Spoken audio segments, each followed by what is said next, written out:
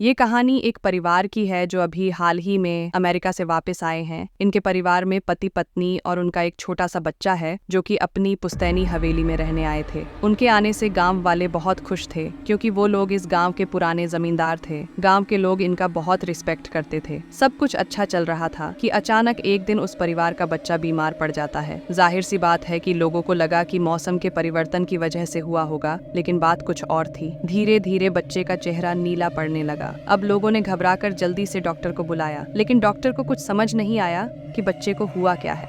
उन्होंने पास के हॉस्पिटल में बच्चे को एडमिट कराया, लेकिन वहां भी तमाम जांच के बाद भी बीमारी के बारे में कुछ पता नहीं चला। गांव के बुजुर्गों ने बच्चे की हालत देखकर ओझा के पास जाने को कहा। गांव के थोड़ी ही दूर पर एक पहाड़ पर एक बाबा थे जो कि पहाड़ी बाबा के नाम से प्रसिद्ध थे और वो काली विद्याओं में माहिर थे। परिवार के सदस्यों ने बच्चे को बाबा के पास लेकर गए। जैसे ही उनके आश्रम की सीढ़ियों में वह बच्चा अपने परिवार के साथ पहुंचा तो ओझा जोर जोर से चिल्लाने लगे, तू यहाँ क्यों आई है?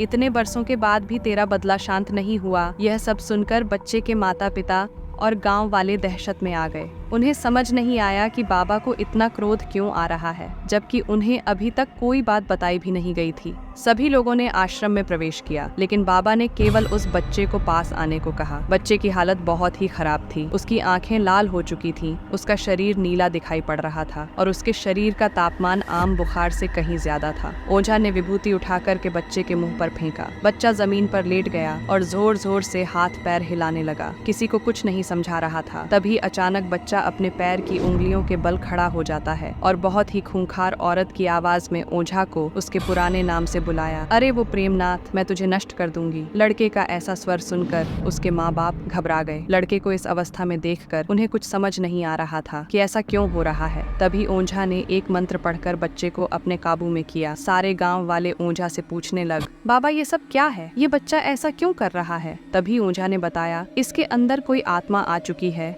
जो कि आज 70 साल पहले चोरी के आरोप में जिंदा जला दी गई थी। उसे ऐसी सजा देने वाले कोई और नहीं बल्कि इसी बच्चे के दादाजी थे और वह चुड़ैल अपना बदला लेने आई है क्योंकि वह गर्भवती अवस्था में जिंदा जली थी और उसकी कोख में पल रहा मासूम बच्चा भी जल गया। इसी वजह से वह उस वंश बच्चे को भी दर्दनाक मौत देना चाहती है ताकि उसका बदला पूरा हो सके। ये सारी कहानी जानने के बाद उसके परिवार वाले ओझा के सामने गिड़गिड़ाने लगे और अपने बच्चे की जान की भीख मांगने लगे। तभी ओझा ने अपनी घोर तपस्वी शक्ति से मंत्रों के उच्चारण के साथ उस आत्मा को मासूम बच्चे से बाहर निकाल दिया और कुछ ही क्षणों में बच्चा सामान्य हालत में आने लगा। सभी को लगा कि सब कुछ हमेशा के लिए ठीक हो गया, लेकिन यह तो एक शुरुआत थी।